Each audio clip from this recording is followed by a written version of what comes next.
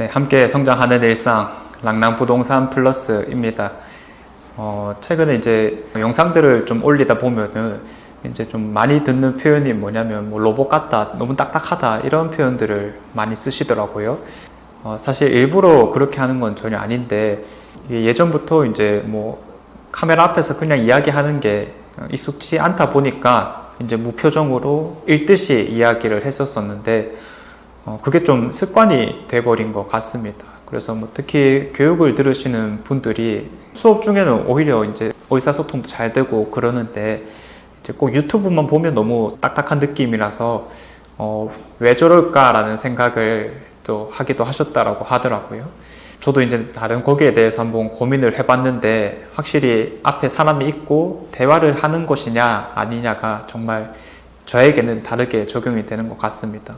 그래서 앞으로 뭐 유튜브를 좀 찍을 때에도 앞에 사람이 있다라고 좀 생각을 하고 대화를 좀 한다라는 느낌으로 진행을 해볼까 합니다.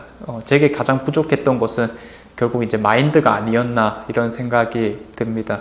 이 사무실 차린 지도 벌써 4년째가 되었습니다. 2020년 하반기에 여기를 이제 열게 되었고 시간이 참 빨리 가는구나를 느끼게 되는데 그전에는 이제 경매교육원에서 일을 좀 했었었고요. 그냥 일반 직원부터 시작을 해서 이제 뭐 저 개인적인 물건들도 좀 처리하기 시작하고 뭐 회사 물건들이라든지 혹은 가족들 물건들 이렇게 처리하다 보니까 어떻게 보면 경험을 좀 빨리 쌓아 나갈 수밖에 없는 환경이었던 것 같습니다.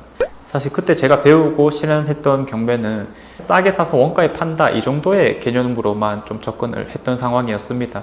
그래서 그냥 이제 뭐 사고 팔고 이런 것들을 되풀이하거나 아니면은 뭐 싸게 일단은 좀 샀으면은 뭐 전세 월세를 놓는다거나 이런 식으로 행동을 많이 취했는데 이게 뭐 시기를 거치면서 보니까 제가 이제 정말 매번 잠도 못 자고 명도 하는데 스트레스 받고 이렇게 했던 노력들이 그냥 번듯한 거 하나 사서 진득하게 가지고 있으신 분들이 훨씬 더 많은 돈을 버는 것을 보고 야, 이거 내가 하는 방법들이 꼭 정답이 아닐 수도 있겠다라는 생각을 많이 하게 되었습니다. 자, 그래서 이제 그때부터는 뭐 개인적으로 부동산 기본에 대한 것들을 좀 공부해 나가기 시작하면서 그때 참 많이 도움이 되었던 게 이제 유튜브였었습니다. 유튜브를 하는데 그냥 뭐 어떤 주제를 잡았으면은 뭐 예를 들어서 구축 아파트를 투자해라. 이런 주제가 잡혔다라고 하면 그냥 하는 게 좋습니다. 안 하는 게 맞습니다. 뭐 이렇게 얘기하는 것보다는 나름의 근거를 가지고 이야기를 하는 게 맞으니까 그런 근거들을 좀 찾다 보니까 부동산에 대한 정답이라는 것들도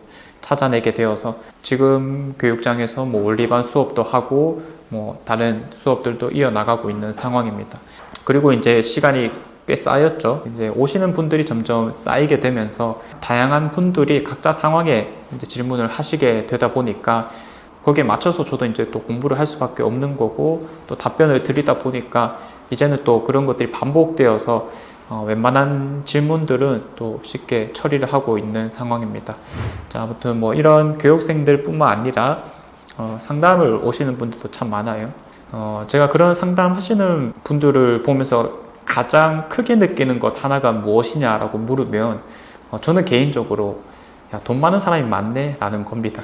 이게 좀 의아한 표현일 수도 있을 건데 물론 이제 상담 오시는 대부분 분들은 그냥 평범하다 정도의 수준인 건데 돈 많은 분도 참 많더라고요. 이 돈이 많다라는 것은 뭐 재산적으로 많다를 떠나가지고 결국 우리가 월 수익 단위로 얼마나 버느냐라고 했었을 때 뭐 정말 한 달에 억 단위로 벌으시는 분도 있었었고요. 또 이제 한 달 기준으로 몇 천만 원도 엄청 많았었습니다. 자, 그래서 뭐 그분들이 실제로 뭐 하는지까지는 제가 알 필요는 없으니까 뭐 굳이 물어보지는 않았고 뭐 각자가 분명히 목표하는 바가 있을 거고 그 목표를 위해서 다들 열심히 살고 있으실 건데 이미 그런 것들 충분히 이루어낸 사람들도 많이 있구나. 결국 사람은 또 환경에 영향을 받을 수밖에 없는 상황이잖아요. 저도 이제 그런 실제로 좀 실현을 해내신 분들을 보면서 어떤 행동을 더 해볼 수 있을까 이런 것들을 고민하기도 합니다.